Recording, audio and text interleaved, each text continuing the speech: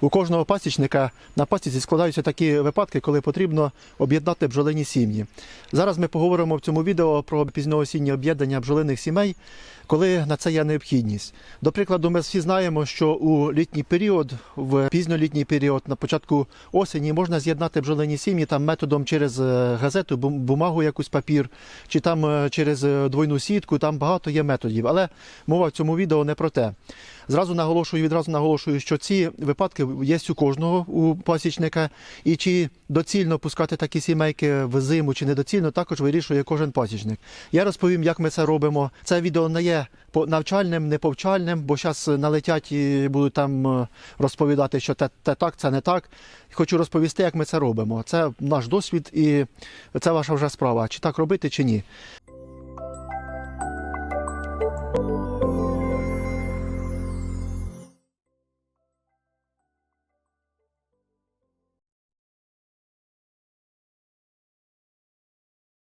Бувають такі випадки, що у нас, особливо в шестирамочниках, коли формуємо ми вже відводочки пізно, на пізні маточки, десь у серпні чи в кінці збірні відводочки, в кінці липня, і вони не набирають сили з тих інших причин. Буває багато чого факторів, чи відсутні пилконоси, чи несприятлива погода, відсутність медозбору, відсутність підгодівлі. Це все впливає на яйценосність матки. І буває таке, що в нашому шестирамочнику 3-4 рамочки, 4 рамочки це не критично, буває 3 рамочки бджоли. І чи доцільно їх пускати взиму, хоч вулики в нас із ППУ, з ППСу, чи доцільно їх пускати взиму, доцільності такої немає, тому що вони перезимовують, але весною слабо розвиваються.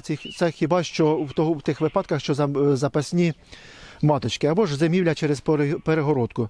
Ми такого не практикуємо, а їх об'єднуємо. До об'єднання цих шестирамочних сімейок чи об'єднання 10-рамкових це не має, як то кажуть, ніякого значення. Проводимо підготовчі роботи в декілька етапів. Перший етап – це ми визначаємо, які сім'ї потрібно об'єднати. Записуємо їх, щоб не забути, тому що на великих пасіках це дуже легко забути. І починаємо підготовчі роботи до об'єднання. Ці підготовчі роботи повинні проводитися у момент формування всіх бджолиних сімей взиму. До прикладу, у нас займає 5 рамочок, яких не обсиджують сім'я, і ми маємо бажання її з'єднати. Визначаємо і другу таку сімеєчку, яку потрібно об'єднати.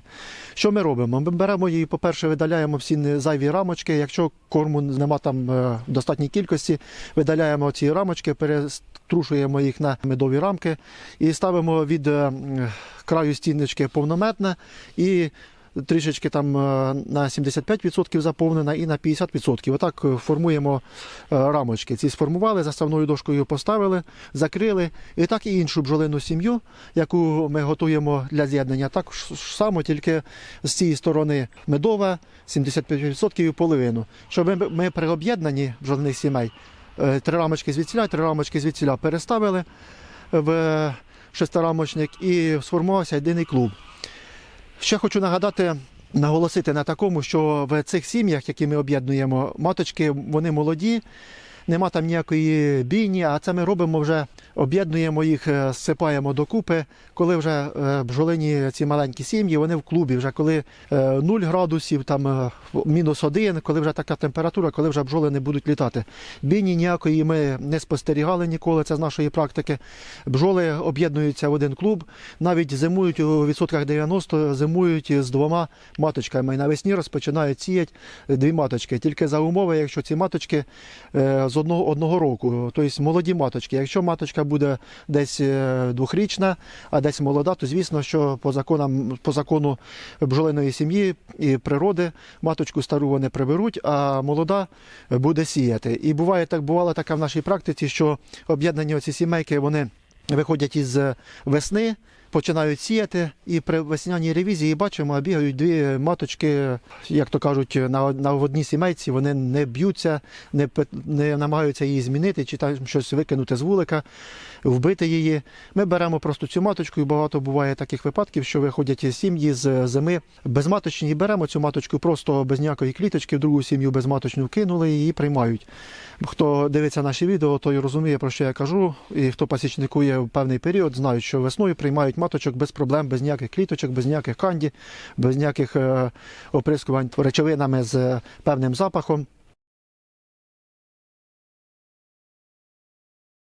Питали мене, це запитували в коментарях, як об'єднати сім'ї, які нерівні по силі.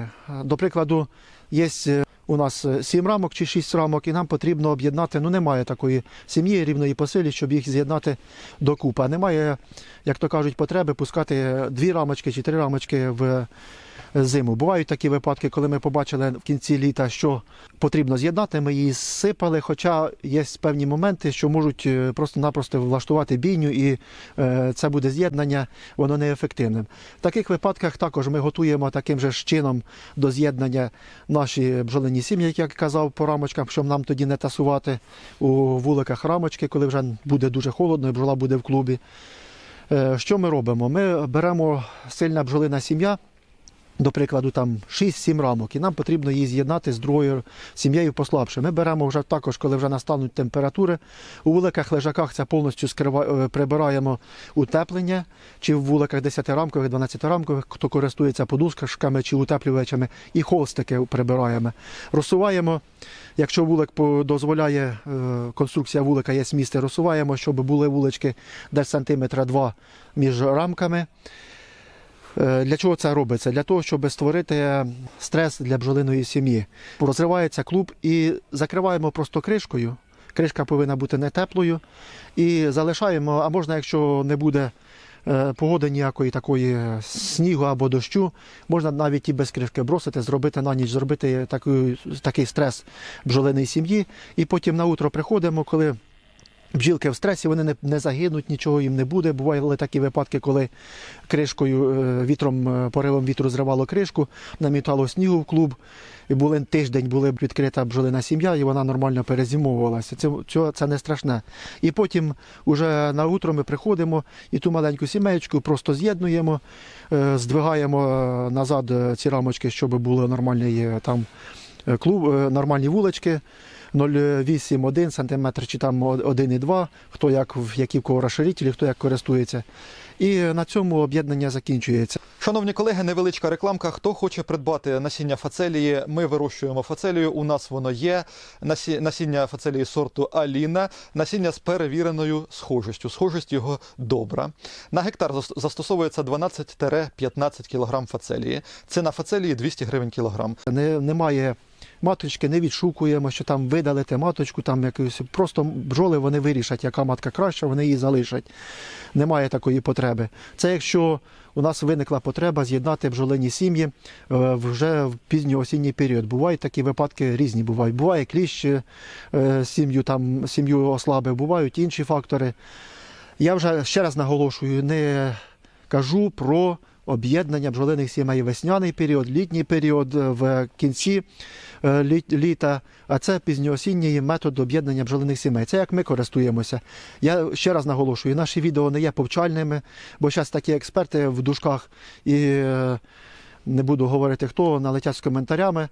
Я просто ділюся своїм досвідом. А чи справа ваша, чи цей досвід переймати, чи просто як додаткова інформація, щось корисне ви візьмете для себе з цих відео. Я розповідаю, як це ми робимо. Ось 2 сімейки, які займають по 3 рамочки, і нам потрібно їх об'єднати.